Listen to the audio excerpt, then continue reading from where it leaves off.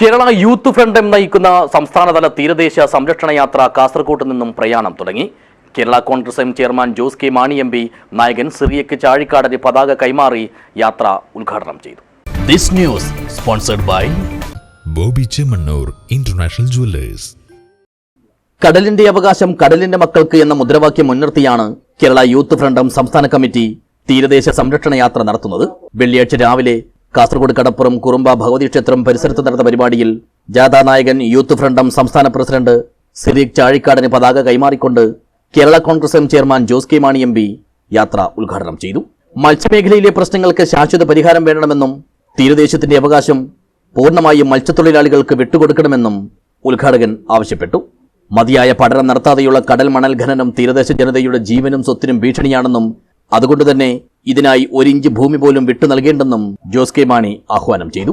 നമ്മൾ ഉദ്ദേശിക്കുന്നതിനേക്കാൾ ഭയാനകമായ ഒരു പ്രതിസന്ധിയിലേക്കാണ് ഈ തീരദേശം പോകുന്നത്. നമുക്ക് കണ്ണുമടച്ചിരിക്കാൻ പാടില്ല. ഇത് വളരെ ഗൗരവമുള്ള കാര്യമാണ്. ഇന്ന് കൊല്ലത്താണെങ്കിൽ നാളെ ആലപ്പുഴ ഇങ്ങനെ പതുക്കെ കാസർഗോഡിലേക്ക് വരും. അതുകൊണ്ട് ഈ ദൗത്യം എന്ന് പറയുന്ന കേരള കോൺഗ്രസ് യൂത്ത് ഫ്രണ്ട് എടുത്തിരിക്കുന്ന വലിയ പ്രധാനപ്പെട്ട ദൗത്യമാണ്. ചടങ്ങിൽ ജാഥാ നായകൻ സിറിയക് ചാഴിക്കാടൻ അധ്യക്ഷനായി. കുറുമ്പ ഭഗവതി ക്ഷേത്രം പ്രസിഡന്റ് കെ പ്രഭാകരൻ മുഖ്യാതിഥിയായി പങ്കെടുത്തു. കേരള കോൺഗ്രസ് എം സംസ്ഥാന ജനറൽ സെക്രട്ടറിമാരായ അഡ്വക്കേറ്റ് അലക്സ് കോഴിമല ആമുഖ ഭാഷണവും കുര്യാക്കോസ് പ്ലാപ്പറമ്പിൽ മുഖ്യപ്രഭാഷണവും നടത്തി.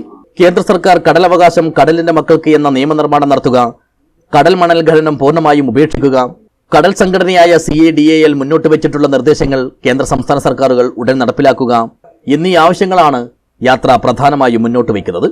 സംസ്ഥാനത്തെ 9 തീരദേശ ജില്ലകളിലെ മത്സ്യത്തൊഴിലാളി ഗ്രാമങ്ങളെ ബന്ധിപ്പിച്ച് കടന്നുപോകുന്ന യാത്ര ഈ മാസം 9 തിരുവനന്തപുരത്ത് സമാപിക്കും. News bureau, Kasaragod.